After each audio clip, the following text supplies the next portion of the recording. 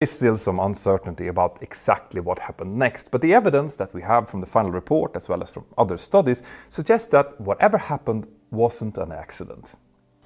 Instead, we are likely looking at some kind of deliberate act by someone on board, someone who then potentially continued performing these actions for several hours after the plane's ultimate disappearance from radar.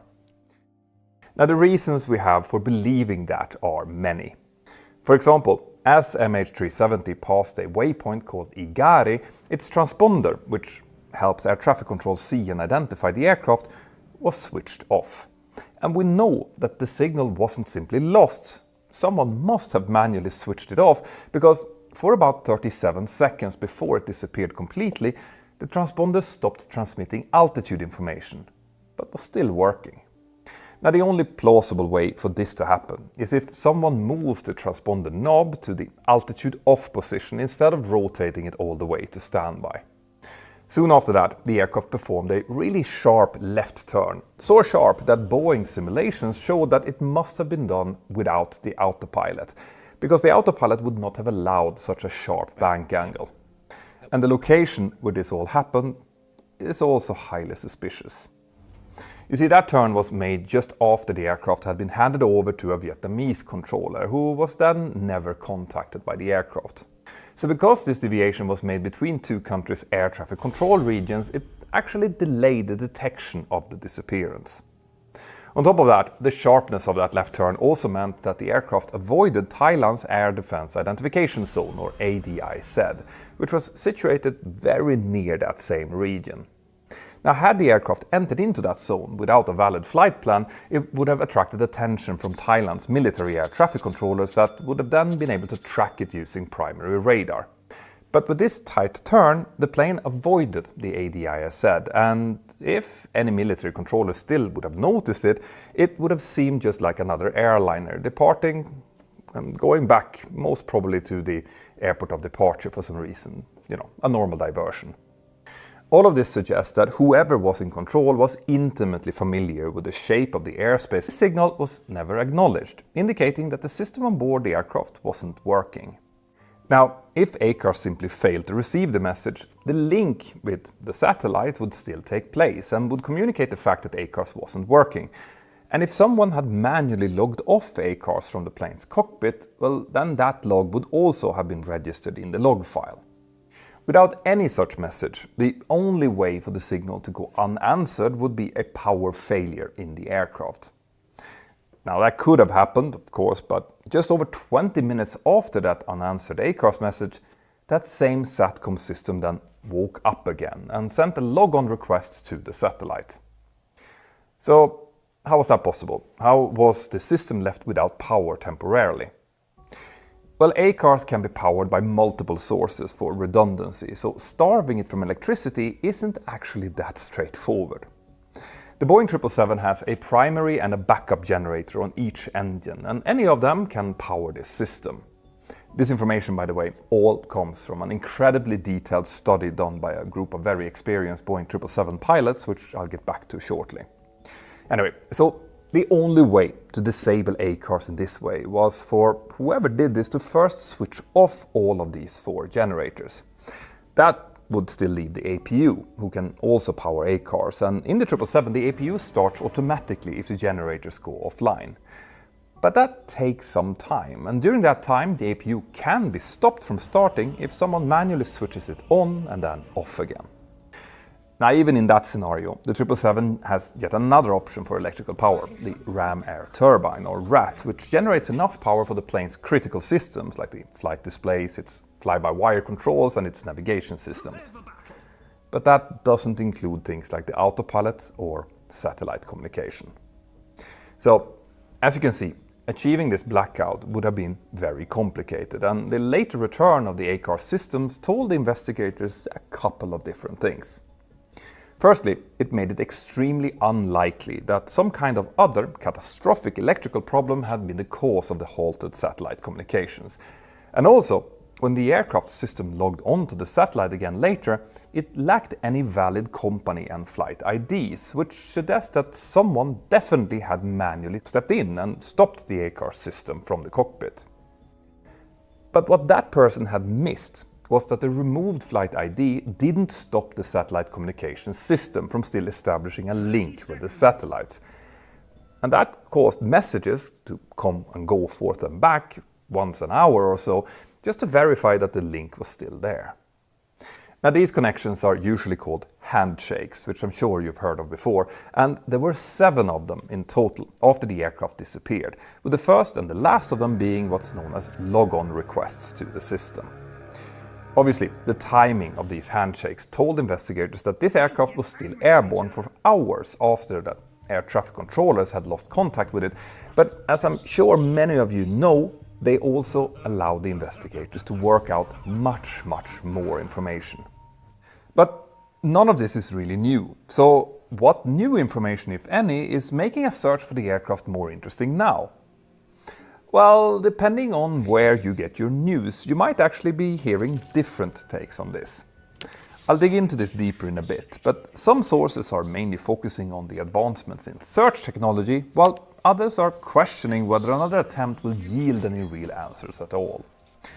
And this, the difference in perspectives, is exactly why I use today's sponsor, Ground News, since the Ram Air Turbine, or RAT, which generates enough power for the plane's critical systems, like the flight displays, its fly-by-wire controls and its navigation systems. But that doesn't include things like the autopilot or satellite communication. So, as you can see, achieving this blackout would have been very complicated, and the later return of the ACAR systems told the investigators a couple of different things. Firstly, it made it extremely unlikely that some kind of other catastrophic electrical problem had been the cause of the halted satellite communications. And also, when the aircraft system logged onto the satellite again later, it lacked any valid company and flight IDs, which suggests that someone definitely had manually stepped in and stopped the ACAR system from the cockpit. But what that person had missed was that the removed flight ID didn't stop the satellite communications system from still establishing a link with the satellites. And that caused messages to come and go forth and back once an hour or so, just to verify that the link was still there. Now, these connections are usually called handshakes, which I'm sure you've heard of before, and there were 7 of them in total after the aircraft disappeared, with the first and the last of them being what's known as log-on requests to the system. Obviously, the timing of these handshakes told investigators that this aircraft was still airborne for hours after that air traffic controllers had lost contact with it, but as I'm sure many of you know, they also allowed the investigators to work out much more information.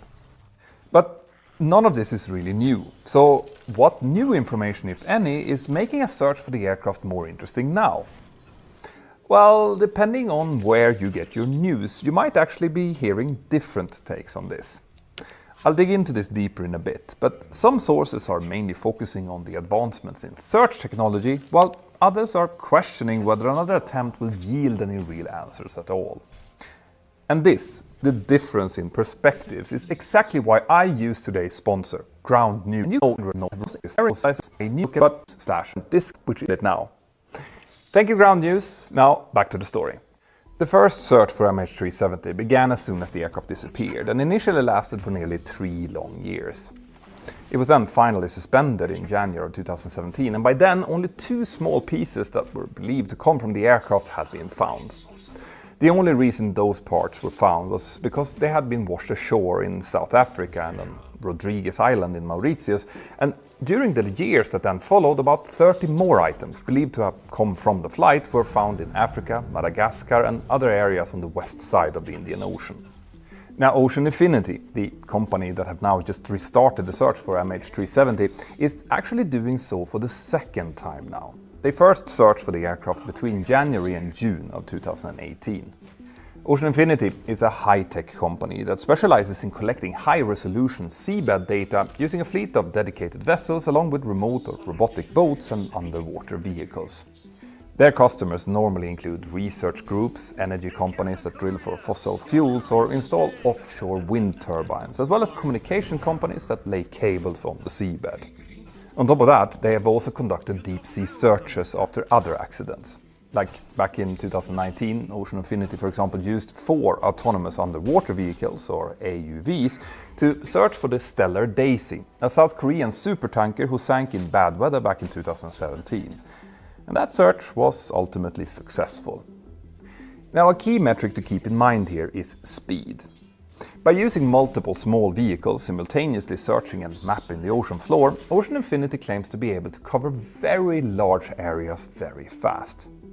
The last time the company searched for MH370, back in 2018, they were initially supposed to cover an area of 25,000 square kilometers, or about 9,650 square miles.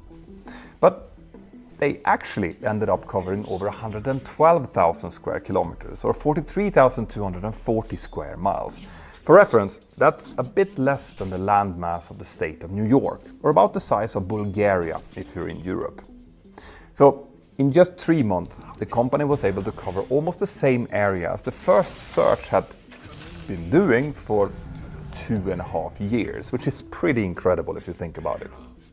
Since then, Ocean Infinity has also been expanding and improving its resources, and that in itself is a pretty good argument for the search to be restarted. The new contract between Ocean Infinity and Malaysia, who is still responsible for the investigation, reportedly has a duration of 18 months. Now that's a lot of time for a company that has already demonstrated that it can search enormous areas relatively quickly. But as I said in the beginning of the video, this is on a no-find, no-fee contract. Ocean Infinity will get $70 million if they find the aircraft, but if they don't, well, then they don't get a dime for the troubles. So in addition to their reputation, they're also having a lot of financial skin in the game here, since keeping a fleet of ships and remote vehicles in the South Indian Ocean for 1.5 years is not exactly going to be cheap. With that in mind, let's have a closer look at how the search for MH370 in the vastness of the Indian Ocean was conducted the first time around, and what has changed since. Like I mentioned earlier, after the aircraft systems re-established communications with the satellite, it then made 7 handshakes, which you probably would have seen in maps represented as 7 concentric arches drawn at irregular radii. So what do these arches actually mean? Well, you can think of each of these signals as a bit like a GPS. Well, at least sort of. Malaysian Airlines was using an Inmarsat satellite for the ACARS and other satellite communications of its aircraft, and we know the precise time when each of the signals was sent out by the satellite. And we also know how long it normally takes for the aircraft to respond after it receives the signal.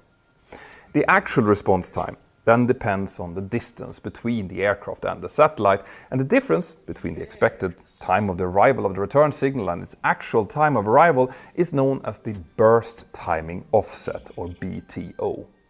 In the case of the GPS receiver in your phone or other devices, your phone is using similar timing information from 3 or usually many more satellites to draw 3 or more circles on the Earth's surface, and where those circles kind of meet each other, well, that's where you are.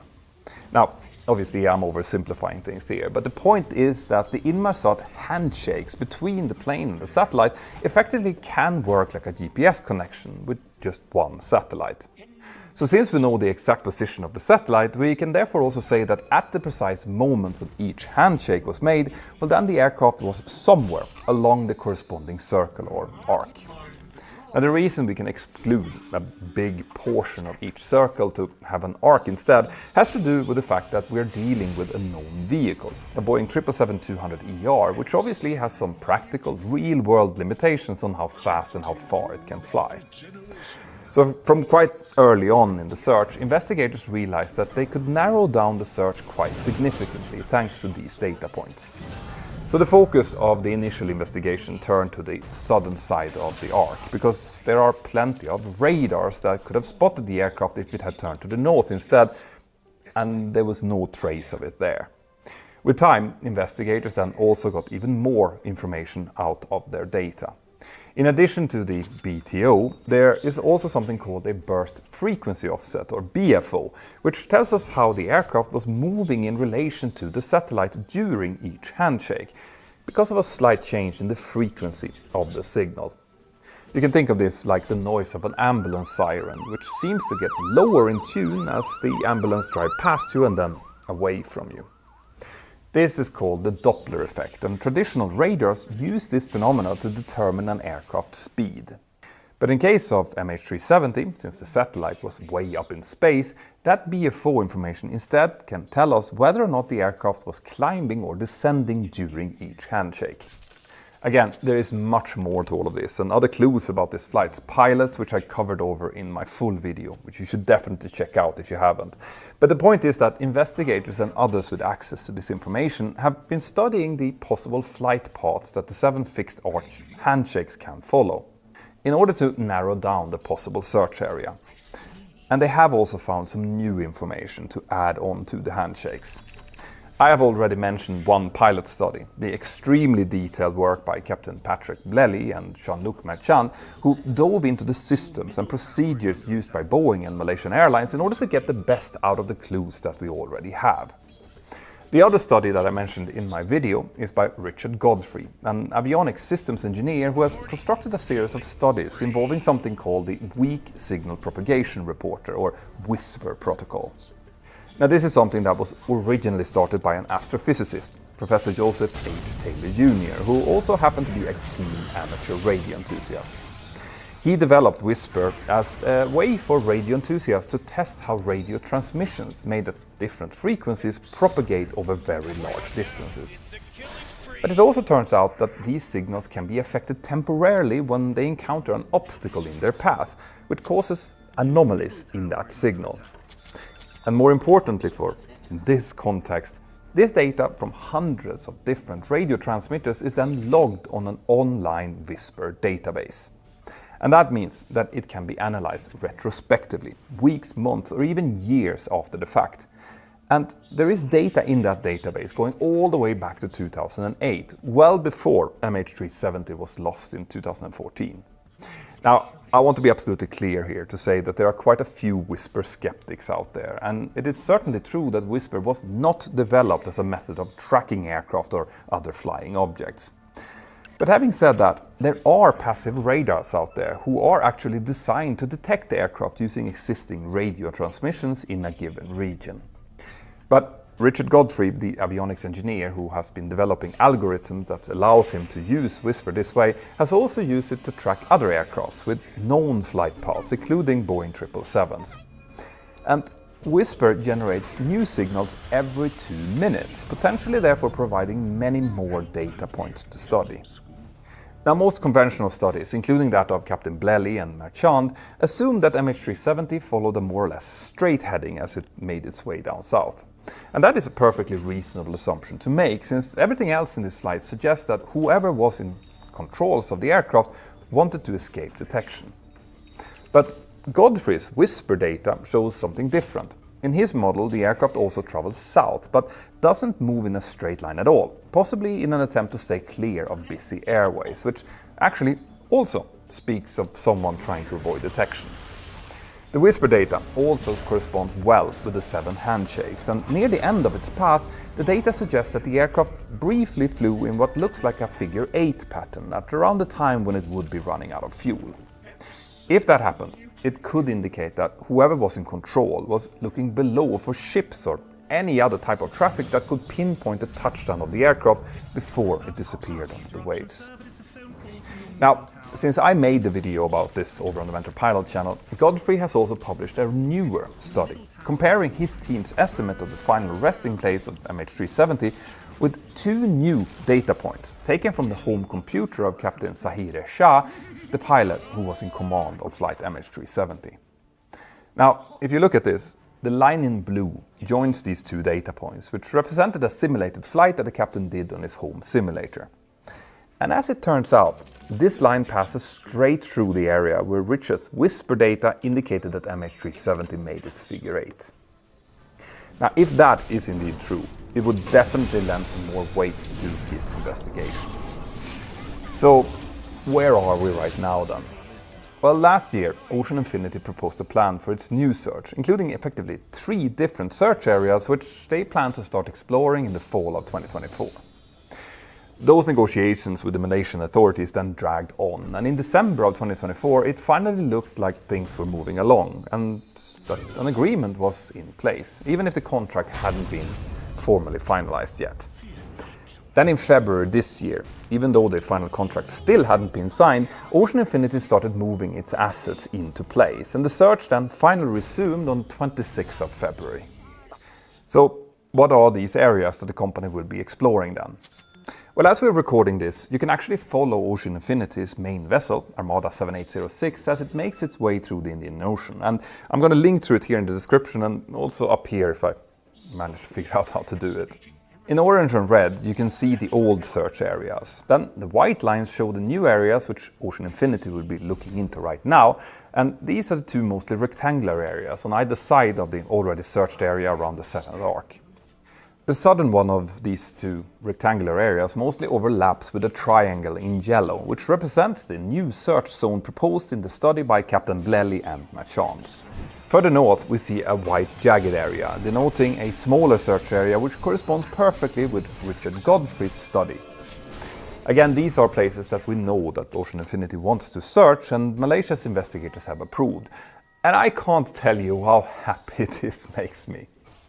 Again, I'm not trying to debate who is right or wrong here. The point for me, and I'm sure everyone else who's been working tirelessly to try to, come up with a solution to this mystery, is that we needed to restart the search and hopefully bring an end to one of aviation's greatest mysteries once and for all. I really hope that we will soon learn more about this and that they will actually find the aircraft so that the families of the victims of this tragedy will finally get the answers that they have been waiting for 11 long years already. My name is Peter Hörnfeldt and you are watching Mentor Now. Have an absolutely fantastic day wherever you are and I'll see you next time. Bye-bye.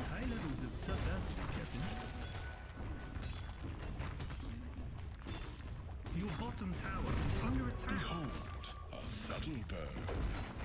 Dire structures are fortified. Your top tower is under attack. Aegis returns. What's over there? Your top tower is under attack. Your top tower has fallen. Your bottom tower is under attack. Yeah, I see that.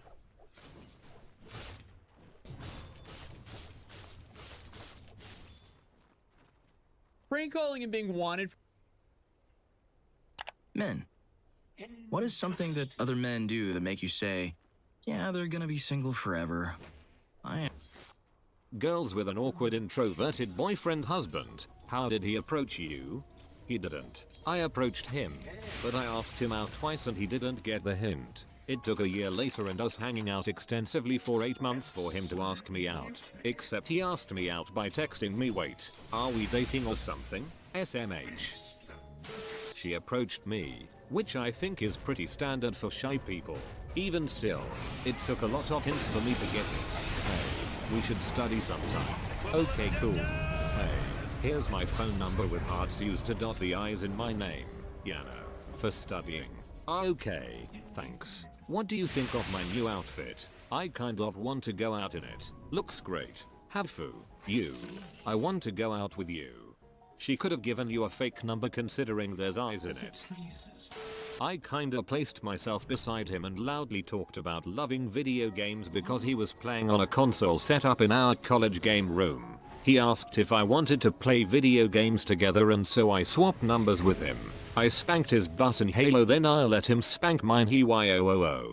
I spanked his butt in Halo, then I let him spank mine. Advanced maneuver. It happened really organically. We had some friends in common and started talking because of them. I could tell he was into me because he wanted to be around me all the time and I would always catch him staring. I had to stay in school until later some days and he would always stay with me even though he could have just gone home. We started talking more and more during that time we had alone and found out we had so many things in common.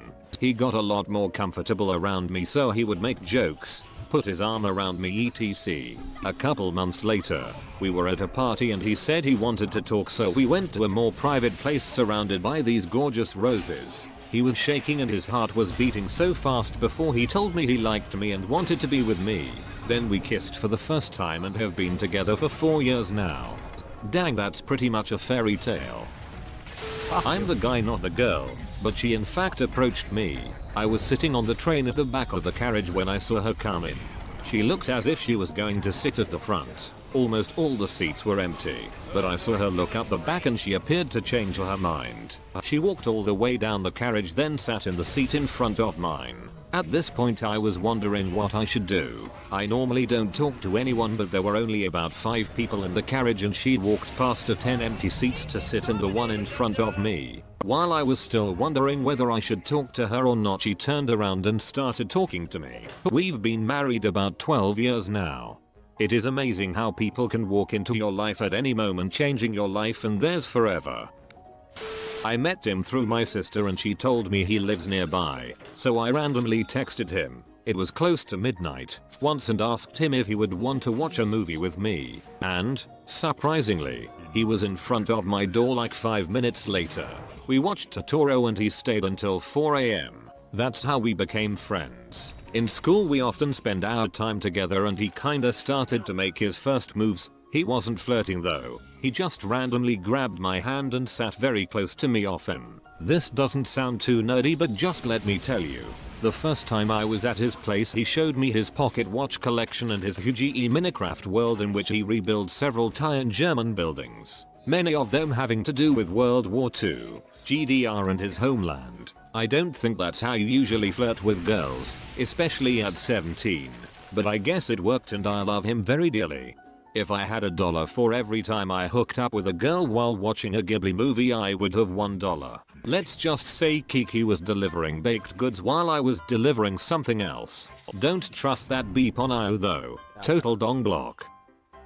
Intro husband here. Went to a party that I didn't want to go to be a wingman for my friend. This girl he was trying to get had a best friend who was the life of the party and center of attention, and I wanted nothing to do with her. I was chilling in the kitchen with the other introverts and this girl kept asking me to hold her drink while she did something. Literally no other conversation, then hold my drink. I kept putting it on the counter trying to ignore her till she finally grabbed my hand and asked me to come outside with her. I did, and as soon as we went out we saw her roommate passed out in the snow. I carried her roommate back to her apartment across the way and tucked them both in for the night and left. She got my number from her friend and texted me the next morning. Now we're 5 years and 2 kids later. She called dibs on you with that drink. Girls are territorials when at parties. Shy guy here. I accidentally told someone at the summer camp where we worked that I had a crush on her. Of course the person I told was a loudmouth, so I figured I would get to her and tell her first. It was amazing the level to which my anxiousness subsided for fear of her finding out from someone else after my words were all twisted up and misconstrued. To my surprise, she was obviously immediately interested, even though we had never even spoken before that. She thought it was cute that I needed to tell her myself and make sure that I told her the right way, with an explanation of what happened. She interrupted me while I was explaining and said, "Yes, I get it. We're going out now." Wow. She did happen to hear from 2 people later that day that I was telling everyone how much I liked her, which wasn't the case at all. She just told them, "Yep, I know. We're going on a date tonight." Still gives me butterflies. Been together 10 years. Married for 5. Moral of the story. Put aside shyness. Honestly, it's ridiculous. Be honest. Be true to yourself. Looks like my butt is off to summer camp. I'm gonna speak for my girl here. I just messaged her on that dating app after we both liked each other. She was warned though. My profile said you want a bad boy. I'm bad at everything, and after 2 months, I've rejected one offer to meet up. We did actually meet. Never been happier before. That is the best pickup line I've heard in a long time. Probably ever. I asked him out. On the first date, I walked into his room naked after going to the restroom. He took the hint and we're currently engaged. The naked man works about 1/3 of the time, but the naked woman always works. He stood by my desk every morning looking sad and desperately trying to come up with small talk that wasn't about bagels. Then he checked what I was doing every day as he headed out to lunch. It was obvious he was trying to do the impossible. Talk to the human female. I eventually put him out of his misery and gave him my number and told him to take me to lunch when I got back from a trip. I'm the guy, but my best friend invited me to a concert and told me last minute he's bringing this chick he's into and not to blow it for him.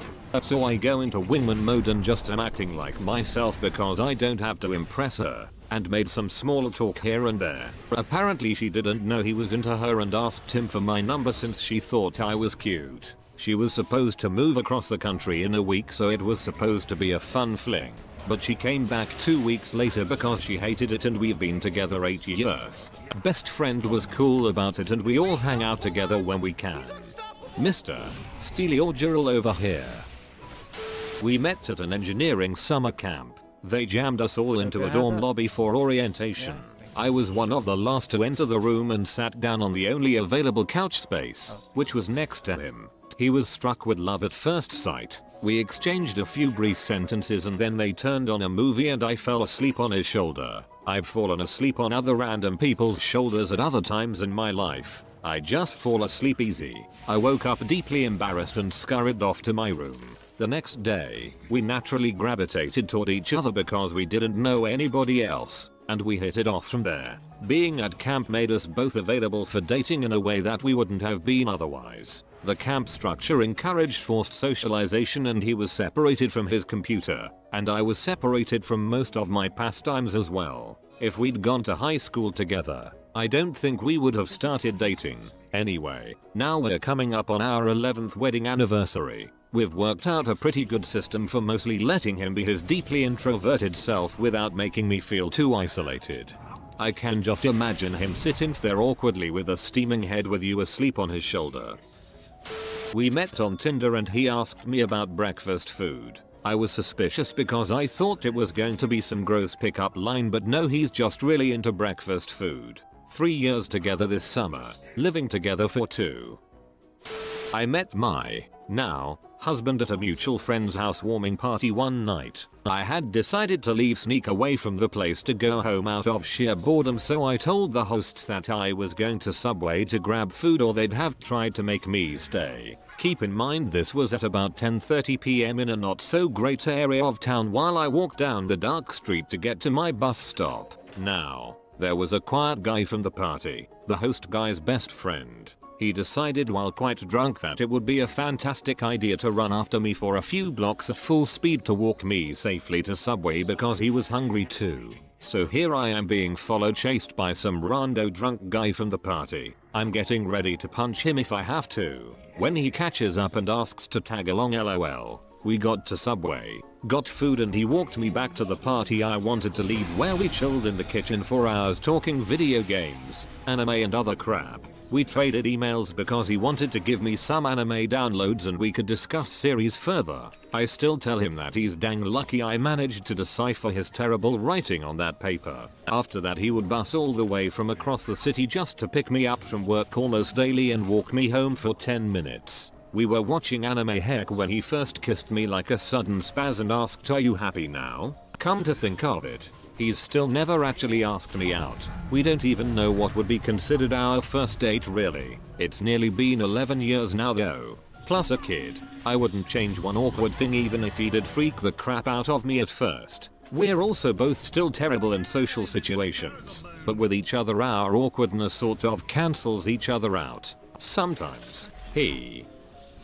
While we were leaving a class, I complimented her on a dress she had worn the previous day. I still cringe. We aspire to be as elite as you are. I'll answer for my little sister's husband. I come from one of the loudest, in-your-face families you will find. My little sister married a guy who to my knowledge doesn't talk. I'm exaggerating, but at every family gathering he is armed with a book, and he knows how to use it. How they met is my sister's car got infested with bees. She went to ask a guy friend for help, but he was like, "No thanks." Then book guy put down his book and said, "I will help you." She didn't even know his name. At their wedding, book guy's father gave a toast. We never thought he would get married. Truly never ever. I'm not sure this is real actually. Your mother and I never thought you would have a wife. This went on for an uncomfortable amount of time. My sister is really beautiful and really into video games, and D&D, and comic books. Nice pull book guy. Risked beastings for love. I am the awkward introverted boyfriend. Since I considered her 100% to be out of my league, I also had no hopes illusions about ever dating her. Consequence, I wasn't as awkward with her as I usually am with women, and she ended up asking me out. It's going strong for nearly 3 years now. 10/10 would date again. My girlfriend approached me at a barbecue, where I knew basically no one, and talked to me for about 2 hours. The next day she found me on Facebook and asked me on a date. 2 dates later she kissed me and invited me back to her place. I suspect she'll propose to me at some point. As a guy, this is the preferable way to start a relationship. Some mutual friends of ours came up with some plan for all of us to hang out, then they would all conveniently have to dip at the same time, leaving just us two. Was a little nerve-wracking at first, but we had a good time. Then he asked me out at the end of the night. I was a fishnet wearing, metal loving punker. He was in a band, a fun horror punk band that wrote songs about bad B horror flicks. He was the keyboardist and was so very painfully awkward, out of place, and had very little stage presence other than a fake bullet hole to the head and a white lab coat covered in fake blood and a very out of place Sum 41 shirt. I couldn't tell if it was ironic or not. LOL. It wasn't. LOL. I guess that left an impression on me. The show was a blast though, and I ended up buying a band tee that night. Fast forward 4 whole years and I came across his profile on a dating site. He stated right in his profile the band's name and I instantly remembered him. Here was this tie-wearing, corporate IT guy, but I remembered this nerd keyboard player and thought, I have to let him know.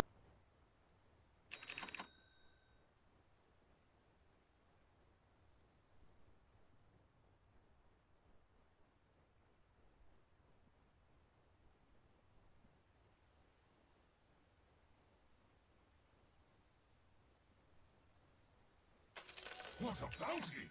Interesting.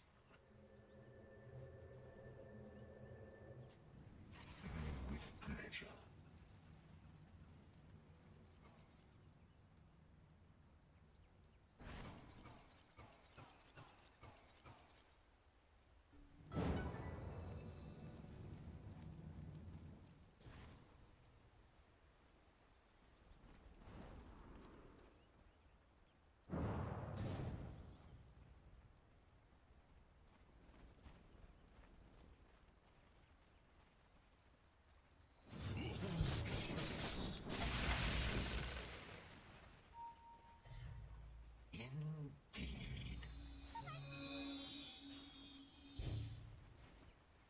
As it pleases me.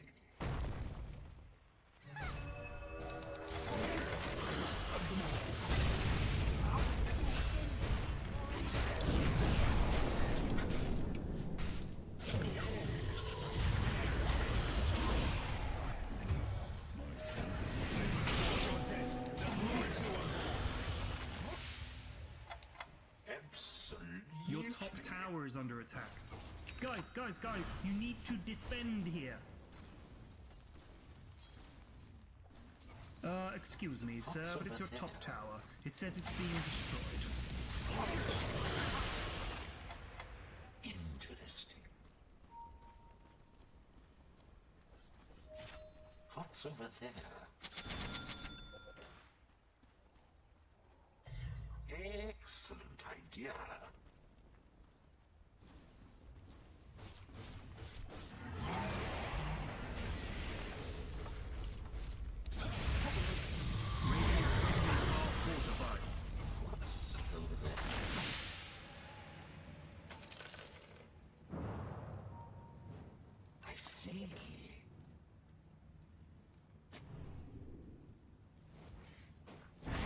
Prepare to be tested.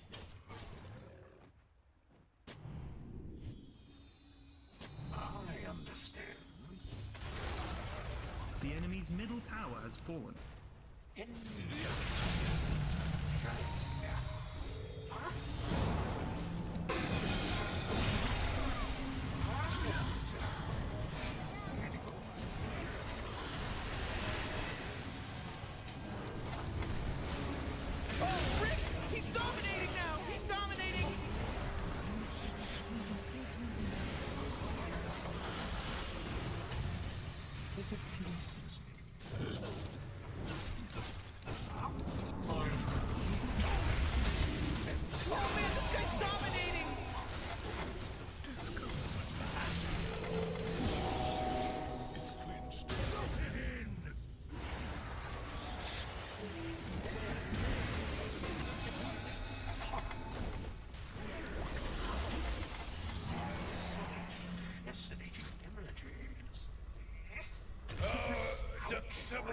kill.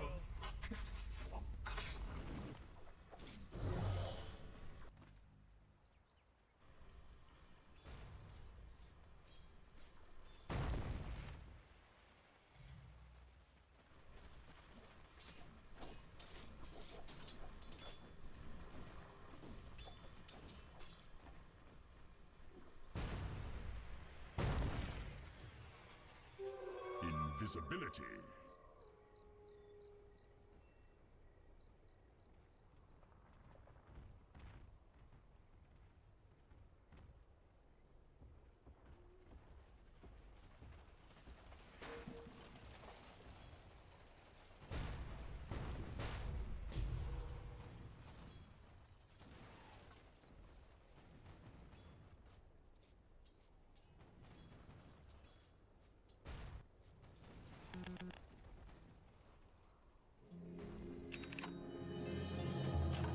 This field is truly full of wonders. With pleasure.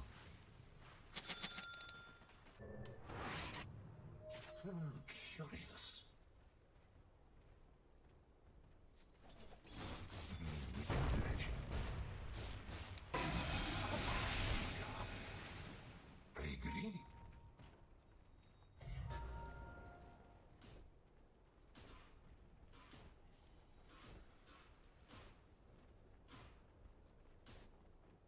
Absolutely. As it pleases me. Yes.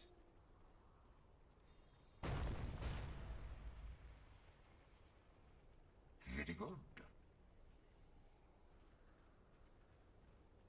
I understand.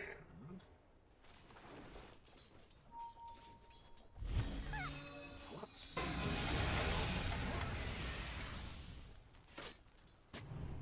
suffer my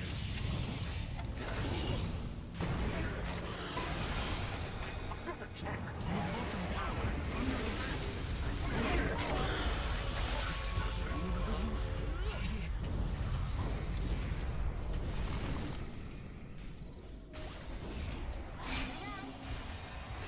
Hello? Can anyone hear me? Double kill. Killing spree over here.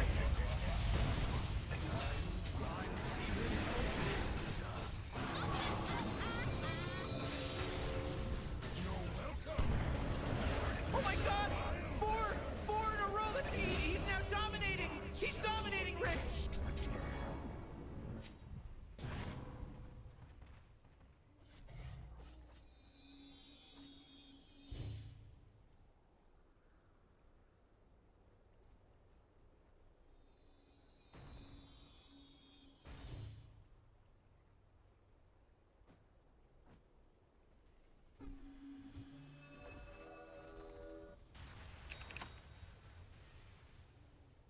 Your top tower is under attack. The enemy's middle tower has fallen. Back onto the field.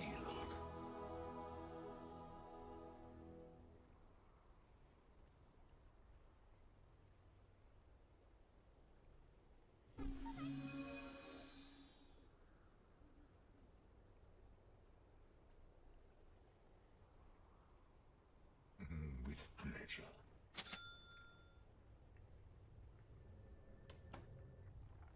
Your middle tower is under attack. It's been so long since I held this.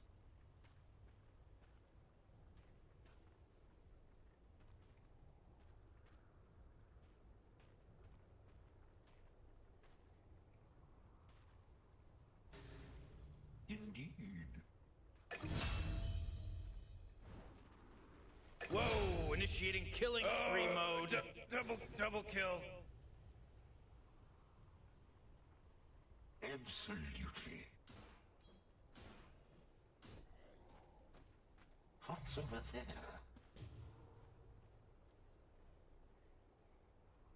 Such fascinating images. Indeed.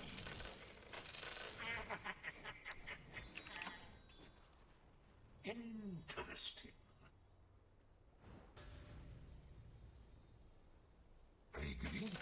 Yes. Curious.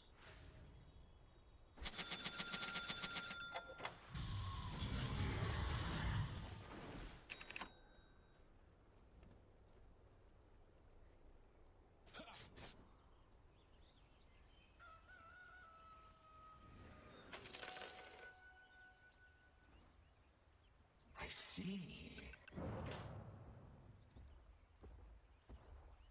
With pleasure. Absolutely. What a bounty! I agree.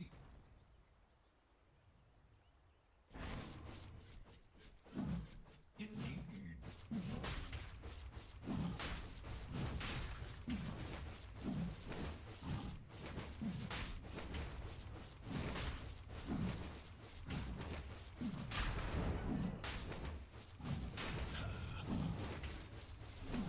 What's over there?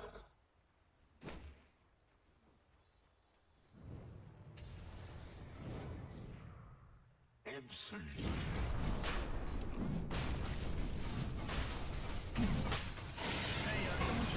Oh man, this guy's dominating!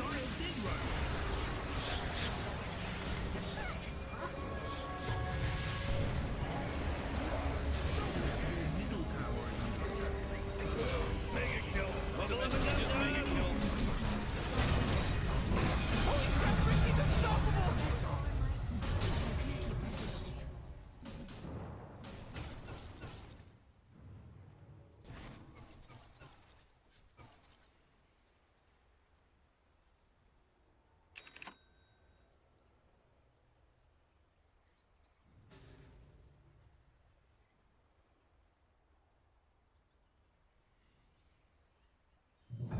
I return to the active world.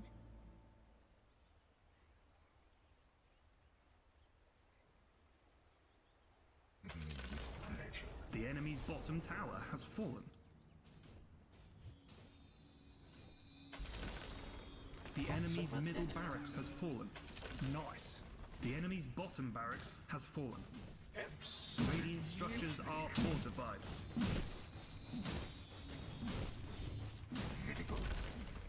Their bottom racks has been fired into the sun with a giant catapult.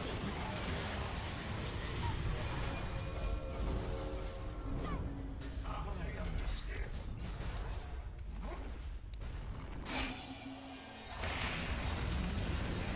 The enemy's middle barracks has fallen.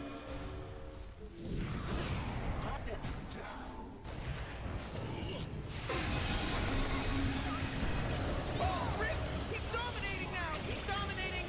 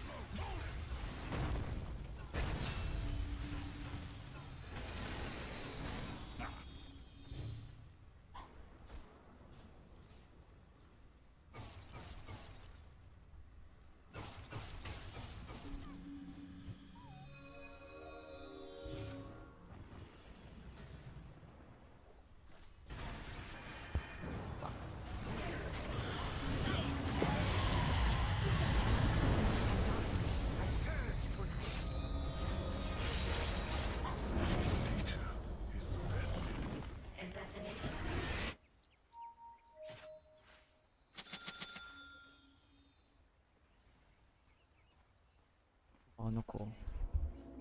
Magnify. Oh, the fuck was that? Sumabog. Boom! Boom! Puro lang crit, walang bawas. Oh, not so fast, Morty, because he just mega killed. It's a mega kill now. Throws tayo, sir. Your top tower is under attack. Dire structures are fortified. Wala pa shard. Wala pa tong shard. Interesting. Oh, Radiant Courier is dead. With pleasure.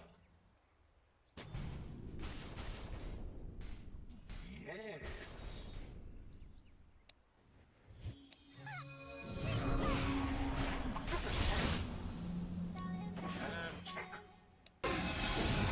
Gago. Time dilation. Killing spree.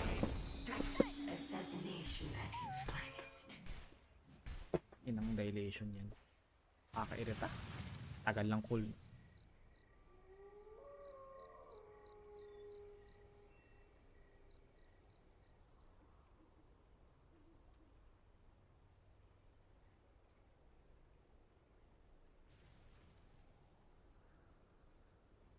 Your middle tower is under attack. Middle tower, take it off your Christmas card list. It's gone. Mo ipop. Kasi sabi niya, ano, like, parang, Dire structures are fortified. Your top tower is under attack. Hey, you guys doing some great work. Forget about it. Excuse me, sir, but it's your top tower. Remember that top tower you like so much? Mwah! Kiss it goodbye.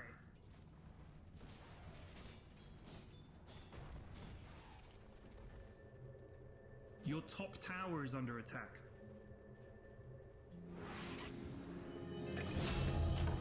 It is not so easy to kill a Magus. Your top tower is under attack. Absolutely. Ding dong. Wubba lubba dub dub! Nothing against you. Didn't see that.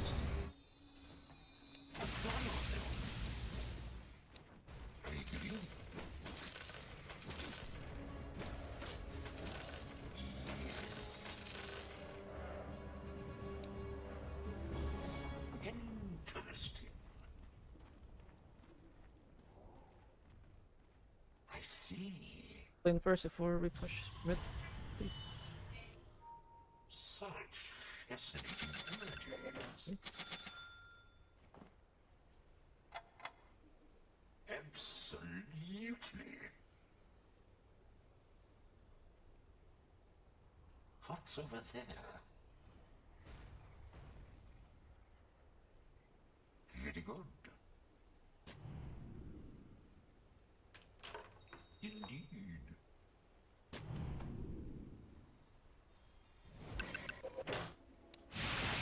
Over there. I understand.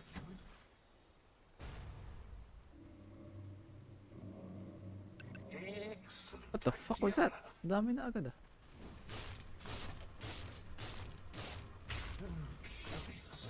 Yata mapatay yan.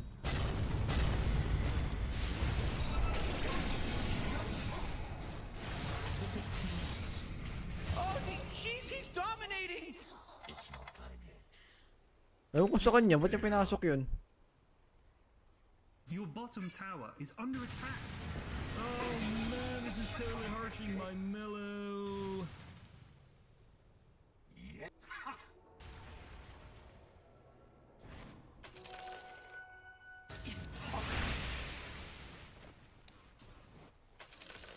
Siguro mahilig ka magsugal, no? Mag-scatter.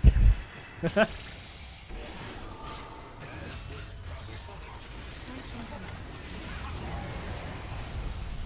is gonna be harder. Whoa, mega kill. Uh-oh. Mega kill.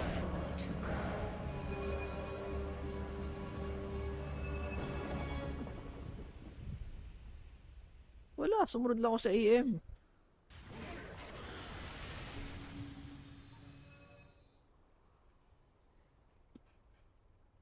Hindi ko mang ginusto yun.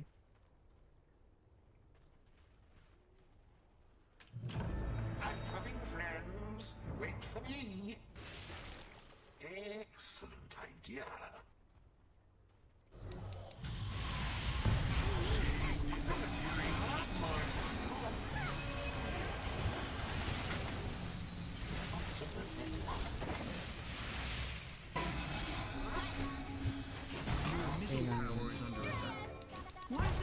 Tagal lang stun, putang ina.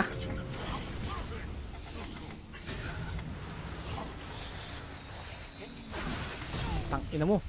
Ayop ka, ina ka pa. Okay nang ina ka.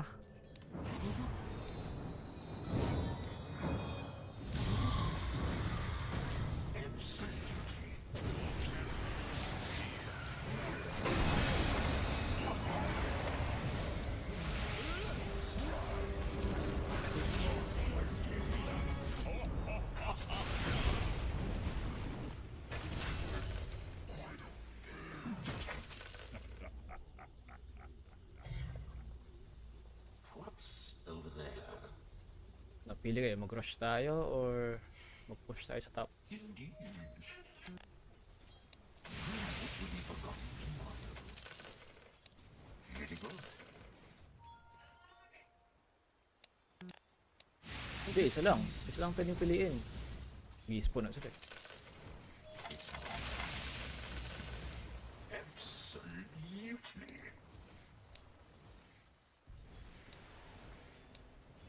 I agree.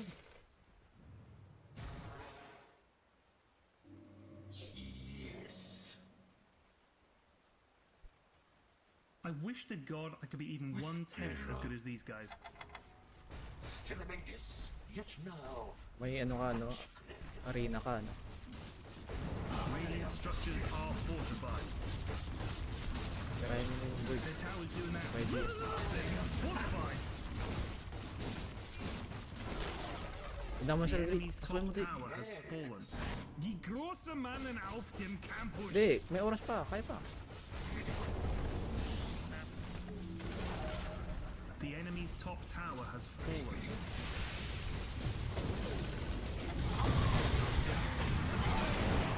Pag ano? Ang inang yan. The enemy's top barracks has fallen.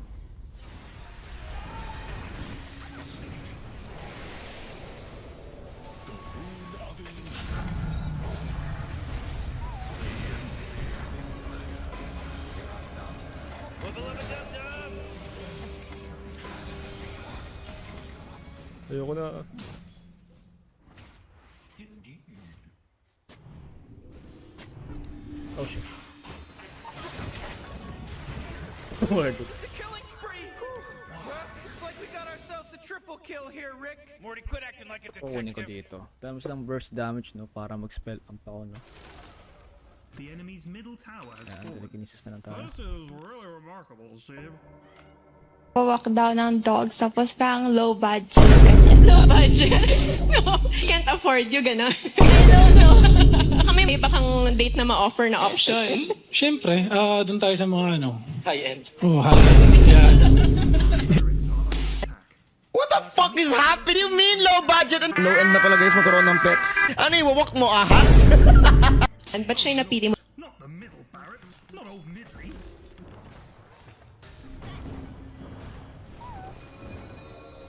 Mag-jombag kayo dyan. PA yan. Kurado kayo. Kaya nga, wag nangyari to. Double kill. Oh, Sabi man. na nga ba eh. Sabi na nga ba eh. Your middle barracks are under attack.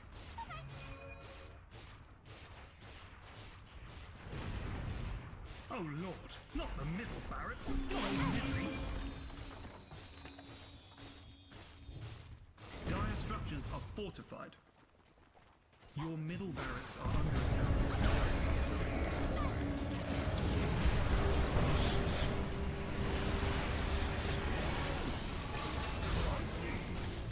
Oh my god! Four in a row! He's now dominating! He's dominating, Rick! Wubba lubba dub dub. Yung mga buyback ba yung mga yan?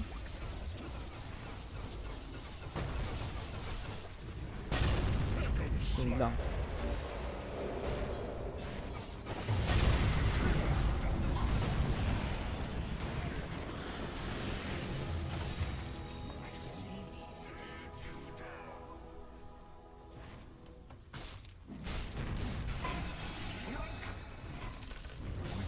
Oh flippin' Nora, we got the assault rack! We have mega creeps! We win!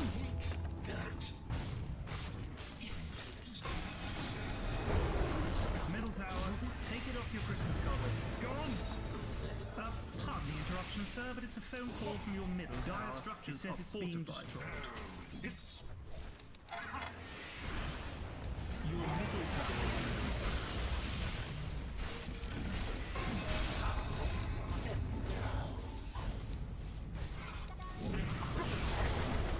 Middle tower, take it off your Christmas covers. It's gone!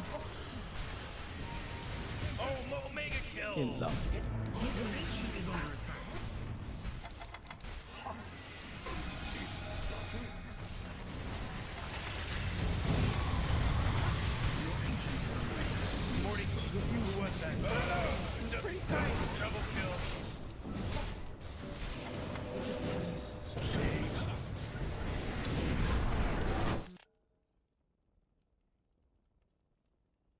Kasi BKB agad bago pumasok.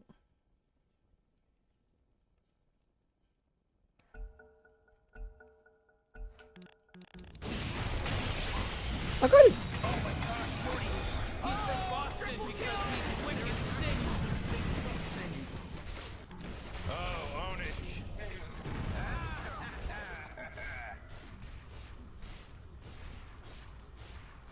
Your ancient is under attack. Your ancient is under attack.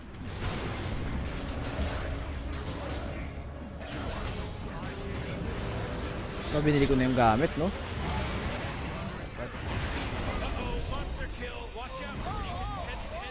Ito kasi iyas eh. Nagpapitas ka sa tap eh. Ineko mo yung PA ng mag-isa. Wala, modem yan. Modem router talaga to. TDC talaga yung ano ko.